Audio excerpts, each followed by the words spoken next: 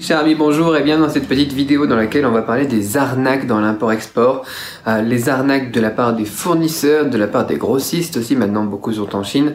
Qu'est-ce que j'ai pu vivre moi dans ma vie, dans ma carrière d'importateur depuis 2009 et qu'est-ce que je te recommande de faire aussi pour éviter que ça te tombe dessus.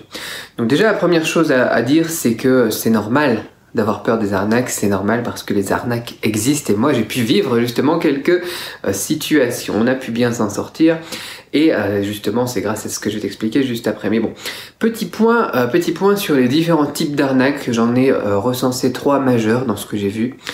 Première chose, c'est l'arnaque du président, pardon.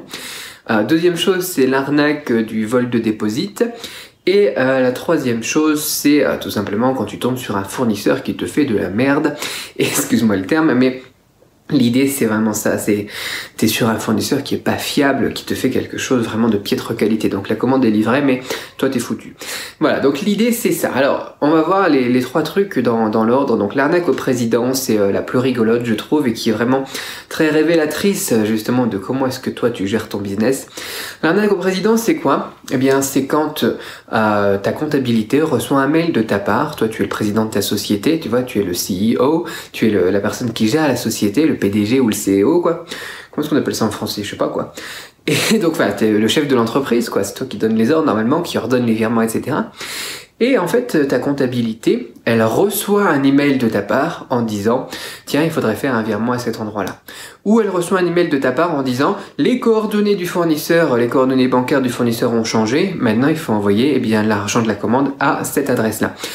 Le problème, c'est qu'en fait, l'email, il n'a pas été envoyé de ta part. Il n'a pas été envoyé de ta part, il a été envoyé de la part d'un pirate qui a piraté ta messagerie par exemple, ton entreprise, et puis qui a envoyé le mail en ton nom à ta comptabilité.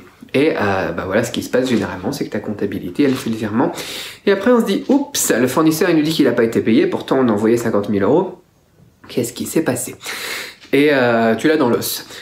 Autre variante de ça, c'est quand ton fournisseur, lui aussi, il t'envoie un email et puis il dit les coordonnées de notre société ont changé, les coordonnées bancaires ont changé. Envoyez le montant de la commande sur ce compte-là. Et là, c'est exactement la même chose, sauf que c'est la boîte mail du fournisseur qui s'est fait pirater.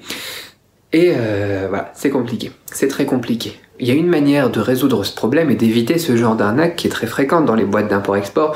Quand tu fais 5 millions, 20 millions et quelques dizaines de millions de chiffre d'affaires annuel, tu vois, tu as un risque. Je sais pas combien tu fais quoi, mais bon. Même si tu es un plus petit, tu as un risque. Tu as un risque à partir du moment où tu échanges avec des fournisseurs chinois de toute façon. Tu as un risque surtout si tu as aussi une comptabilité ou tu as un risque, si tu échanges avec des fournisseurs chinois. Donc dans tous les cas, en fait, je pense que les personnes qui regardent cette vidéo, ils sont à un risque parce que au moins ils échangent avec des fournisseurs chinois et ils font probablement des virements bancaires.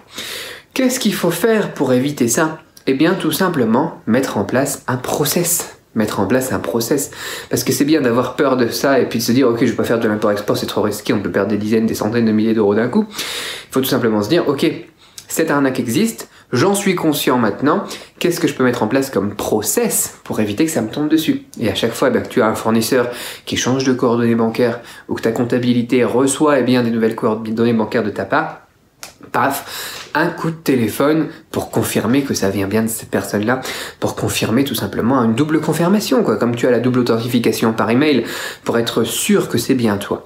Et donc, voilà, ta comptabilité, elle te passe un coup de fil. Cédric, j'ai reçu une demande de virement là pour cette société à Hong Kong. Est-ce que tu me confirmes? Tu me confirmes pas? Ça prend 30 secondes, ça prend 10 secondes même. Et puis, l'erreur, le risque est passé tout simplement. Et même chose avec les fournisseurs chinois, tu reçois des nouvelles coordonnées bancaires, tu appelles sur le numéro habituel bien évidemment du fournisseur, pas celui qui est dans le mail que tu viens de recevoir, et tu lui demandes, ok, j'ai reçu une demande de modification des coordonnées bancaires pour le paiement de notre commande, est-ce que ça vient bien de vous, est-ce que c'est clean, est-ce que c'est bon, une double confirmation tout simplement, protocole de sécurité chez nous. Et voilà. Et le problème est réglé. Donc qu'est-ce qu'il te fallait ici? C'était des process. Des process que moi j'appelle les SOP, les Standard Operating Procedures.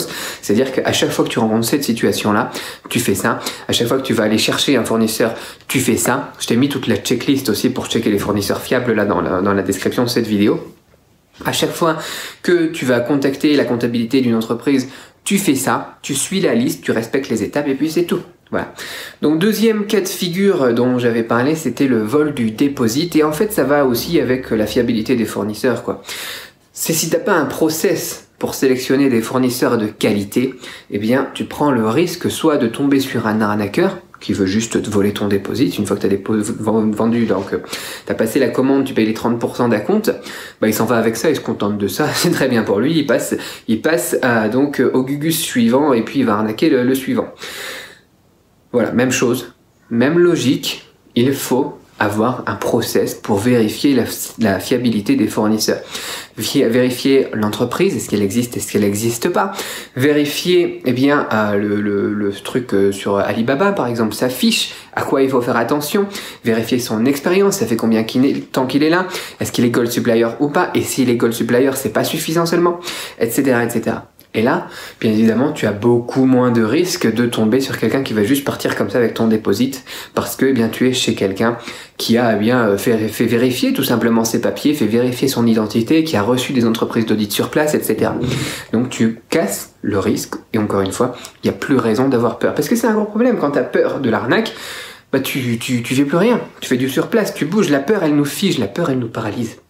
Et du coup, tu passes plus de commandes, ou tu te lances pas dans l'import-export et que tu regardes cette vidéo en te disant je ferais bien de l'import-export, mais c'est quand même flippant ce qui se passe dans le monde, tu vois, les arnaques, les risques, c'est des gros enjeux quand tu joues avec des gros sous, quoi.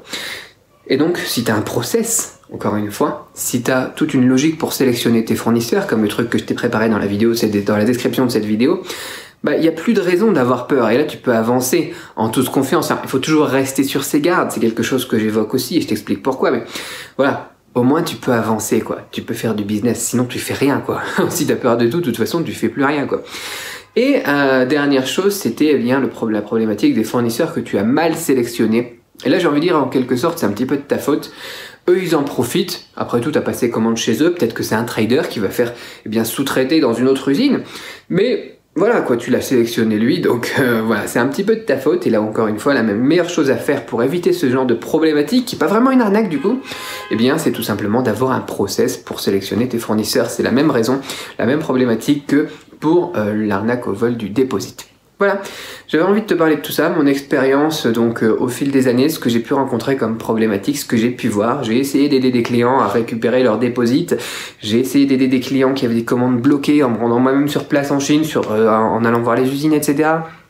Mais il y a pas mal de choses au final que je me suis rendu compte, tu vois, dans ma vie, dans ma petite carrière encore, ça fait qu'une dizaine d'années après, je me rends compte que souvent au final c'est des erreurs de process, c'est des erreurs de checklist, c'est des erreurs de SOP, un Google Sheets que tu peux partager avec ton équipe sur Google Docs, quoi, tu vois, c'est des trucs que tu pourrais éviter en ayant juste ces concepts-là déjà prêts. Et l'avantage, c'est que moi, par exemple, je l'ai déjà fait pour toi si ça t'intéresse, notamment pour la sélection des fournisseurs. Je t'ai préparé un petit truc dans la description de cette vidéo.